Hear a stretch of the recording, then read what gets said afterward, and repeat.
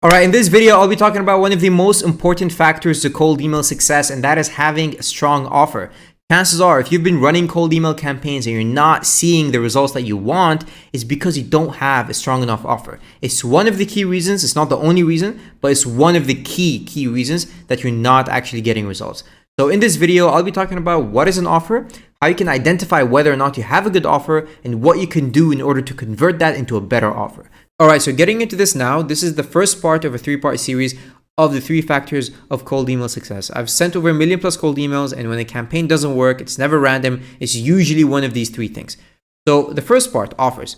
Now, before getting into the actual content, I want you to know how you can identify whether or not this is a bottleneck, because you might not have this problem. So how do you actually know whether it's an actual problem with your offer? So let's say per month you are sending 10,000 emails, right? You're sending 10,000 emails per month. Now from this 10,000, let's say I am getting 100 replies, right? I'm getting 100 replies. You can call this a 1% reply rate, right? Now from this 100 replies, let's say I'm getting at least 10 positive replies. Now you can call these leads, you can call these people who are interested, these are interested leads. This is a 10% positive reply rate. Now, from this 10, let's say I'm getting a 30% call booking rate. So I'm booking 3 calls. That's a 30% call booking rate, right? Now, this is what you want as a typical benchmark. When you have a bad offer, usually the leakage is here. The leakage is here. You just have an issue with a positive reply. So you might be getting 300 replies, you might be getting 400 replies, but you're getting like maybe 5, 6, 7 leads only. You're just not getting enough leads coming through in the campaign. So that one of the key reasons this is the case is because you don't have a strong enough offer, which is what I'll be discussing in this video. So businesses think cold email doesn't work, but in reality, they just haven't looked into the bottleneck properly. Because cold email is just a system. It's a series of bottlenecks. If one of these bottlenecks are occurring, then you're not getting the maximum throughput from the system. So it's just about identifying the bottleneck. So this is where we get into your service does not equal your offer. A lot of companies think that your service actually equals your offer, and it doesn't work like that. So people will say, hey, we do marketing, we do lead generation, we run ads, we do commercial cleaning, we do HVAC. They think that is the offer. But that is actually a service. You're just describing to me what you're doing, but that's not the offer. The 80-20, which is what people miss, is that you have to attach a quantifiable result or you have to demonstrate in a way an outcome the client is going to be getting by using your service. So for example, for lead generation, I would say we will book you 8 to 12 qualified sales meetings per month on a pay-per-meeting basis, on a pay-per-qualified meeting model, on a money-back guarantee model. All of this is a way of showing, yeah, I'm delivering this outcome to you that you care about. I know you want meetings, and you can continue the discussion from there. We run ads versus we'll generate you 20 qualified inbound leads from paid ads in 30 days or you don't pay. We do commercial cleaning. We'll reduce your cleaning costs by 15-25% in 60 days or you don't pay. All of these are examples of offers. This is not a service. Clients care about offers, businesses buy offers, businesses buy outcomes, businesses buy ROI. They want to be purchasing a return on their investment, and they just cannot see their return on their investment if you're saying we do commercial cleaning, we run ads, we do lead generation, because everybody's saying that, right? So you have to separate yourself in the market. Now, given this idea that businesses buy outcomes, there are 3 real motivators behind this. So businesses people want to either make more money, save time, reduce risk. So make more money is really the most common one. I want to get a better return on my investment. Reducing risk is also another option. Saving time. This is very popular if you're involved in some sort of AI agent, AI onboarding, anything like that. Saving time. Saving money is also another thing on the table. Like you're helping them save money on taxes or whatever that is. That's also another factor. Now, what a weak offer looks like is just what I described. We help you grow, we help improve your marketing, we generate leads. Notice that none of these actually connect to any of this. So we improve your marketing, like it doesn't tell me, are you trying to, does that make me more money? Does that save money? It's all implied, it's not direct, right? Now, the truth of the matter is that if you believe that your business has a good product, then why wouldn't you have a strong offer?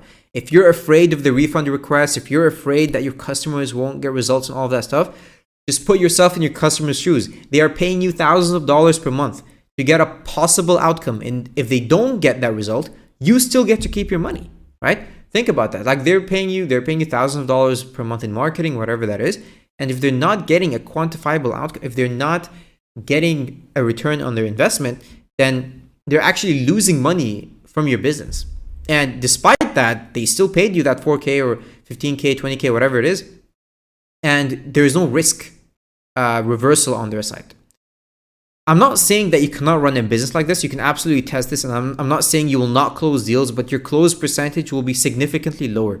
Businesses buy offers, right? So let's look into the demand capture versus generation offers. Demand capture offers, very timing based. Someone has to be searching for the service, whether that is recruitment, website redesigns, tax advisory. So people only respond when the timing is right. So this is harder to scale through cold email because it's like, this is stuff that, you have to be like searching for. So for example, very simple example, if you have, let's say you need to buy batteries, right? This is a demand capture offer because I'm actually going on the internet, I'm searching, batteries, and then you click the first link, you look at the reviews. That is a demand capture offer. Demand generation offer is different. Demand generation offer is you're creating demand for this offer. This can be like AI agents, this can be like cold email, lead generation, SEO. SEO kind of falls in the middle, but these are demand generation offers. These are things that you're solving ongoing problems, but people are not necessarily looking for them. Everybody's looking for more leads, right? But people like if I came to you and said, would you be interested in an additional 20 calls in your calendar? Yeah, I'm always interested, but I'm not necessarily searching for that on Google, right? So getting into some real world examples, staff placement, recruiting. This is a very demand capture business because you're depending a lot on whether a business is looking to fill for a specific role. So a software company, if they're looking to hire a software engineer, that's actually when your service becomes useful because that's when they need your service. But if they, if they're not looking for a software engineer, then you can't really force them to hire a software engineer because they're just not looking for it, right? Buying up businesses. This is a demand capture / demand generation. I would say it's 50-50. Offering capital will naturally create demand by itself. So, if you're approaching business and you're asking them if they're looking to sell, this is demand capture because, first you have to be thinking about, am I actually looking to sell my business? But a lot of the times you can actually create demand just by reaching out to them because they might be in that consideration stage. They might be thinking, okay, I'm considering it, but now you reach out to me, actually, I want to hop on a call. So you've actually just generated demand for it. You're naturally creating demand by yourself. Lead generation, this is there's actually a typo here, but this is a demand generation business. Businesses always want more leads, but they're not necessarily always looking, like searching on Google and actively looking. But if you reach out to them with a good offer, they'll go ahead and discuss with you. So now this is an important component of this training, and that is the difference between demand capture and demand generation and what you should do. So if you are a demand capture business, your three options are the following. Rely on high volume outreach, have unique positioning, or shift to demand generation, or use intent-based outreach. Now, high volume outreach is like, I'm currently, instead of sending, let's say 10,000 emails a month, I send 50 or 60,000 emails a month. So you have to make up for the fact it's demand capture. Why? Let's go back to the previous point. Because your offer naturally is very timing based. But a way to offset this is to actually shift to demand generation, which I will talk about now, or you can use intent-based outreach. So this is, for example, if you run a recruiting business, you only reach out to businesses that are actively looking to hire. This is when your service becomes useful.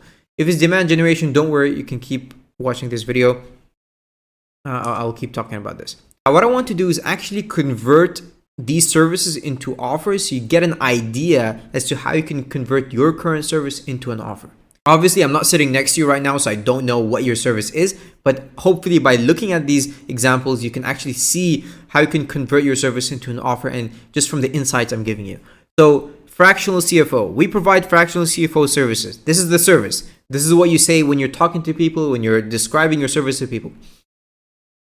We help manage your finances and improve profitability. This is also like the middle version. This is a weak offer. A strong offer. We help businesses increase net profit by 10 to 20% in 90 days by identifying hidden cash leaks or you don't pay. This is now a strong offer. Quantifiable result. Sales consulting. Service. We do sales consulting.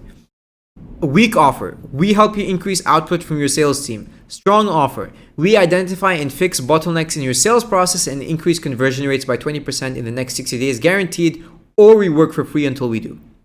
Notice that there's a risk reversal. I'm reversing the risk by mentioning that, okay, if this doesn't happen, you'll get your money back. So now it's like, oh, you're reducing the risk.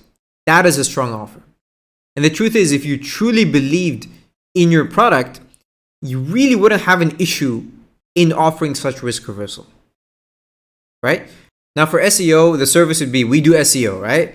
We improve your search rankings. A strong offer would be, we help e-com brands generate additional revenue from organic search in 90 to 120 days by ranking high intent product and collection pages, or we continue working for free.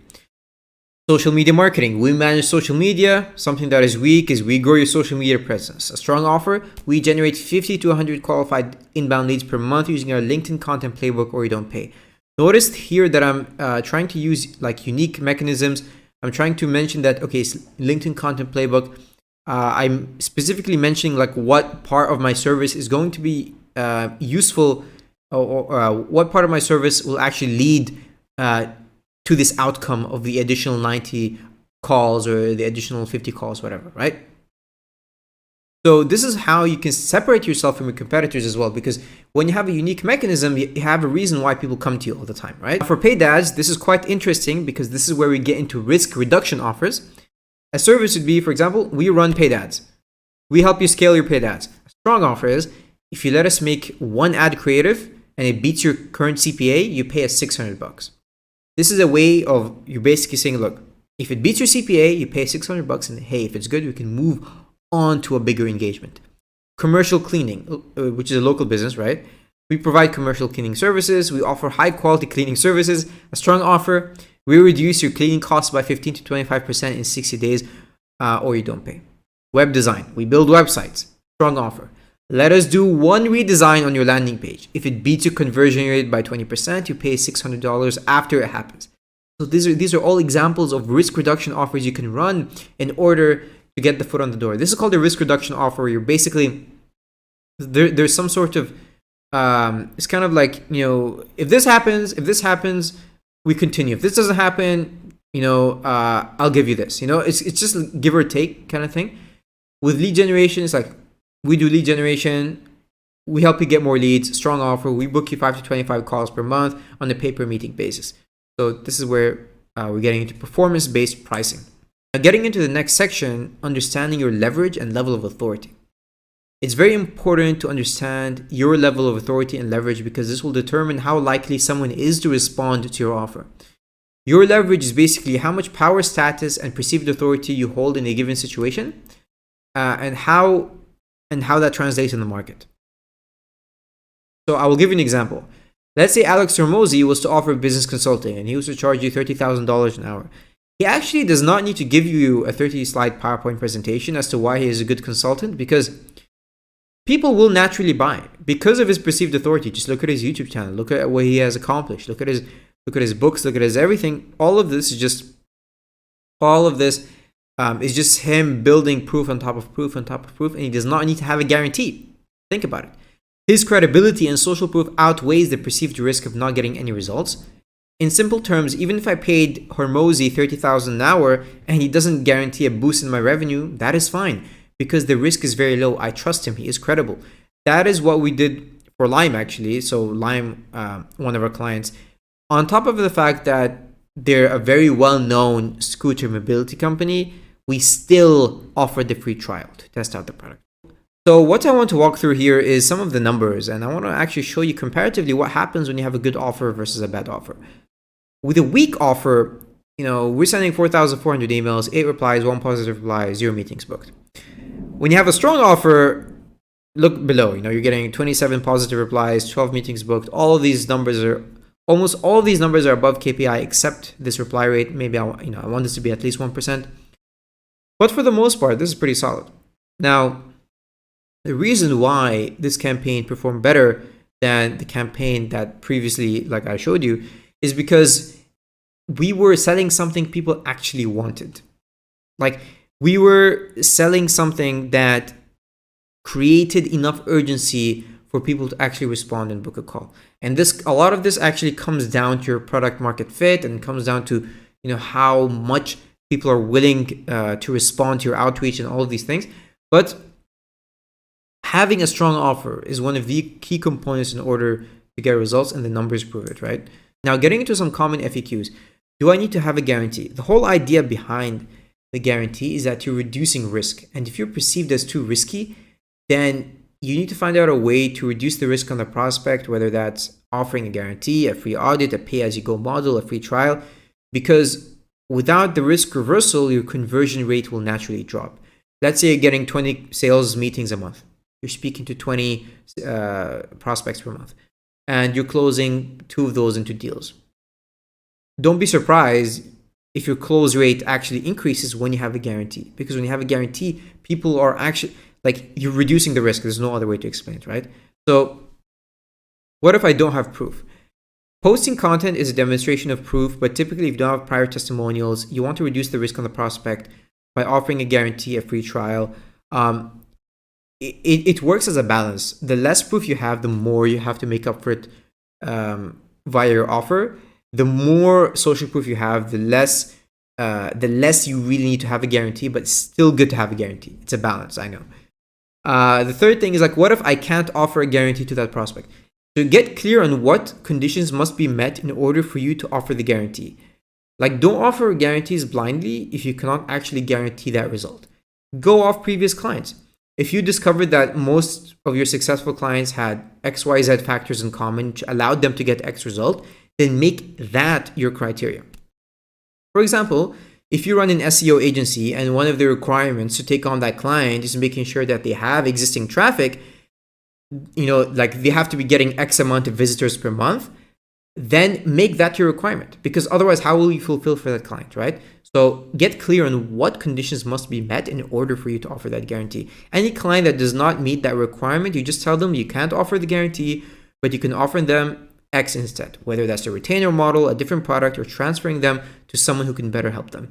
Just be honest with them, right? So that's pretty much it for the first section of this 3-part series. Coming up will be part 2 and part 3 of the 3 factors to cold email success. If you're looking to generate a consistent flow of qualified sales meetings on your calendar or your sales team's calendar, check out my website below. There's a bunch of case studies and videos there. You can also book a call on the website. But apart from that, hope you have a fantastic day.